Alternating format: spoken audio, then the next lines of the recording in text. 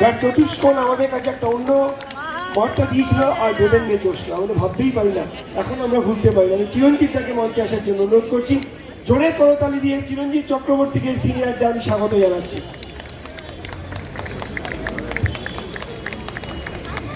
যার পরিচালনায় আমরা একসময় প্রচুর জুটি ভালো সিনেমা দেখেছি এবং যার সিনেমা এখনও আমাদের মুখে মুখে ফেরে।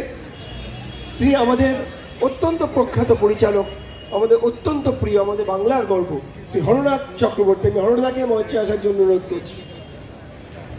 আমার আজকে তো বেশি ঠান্ডা পড়েনি, তাহলে হাততালি কম কেন? ঠান্ডা কি কম না বেশি?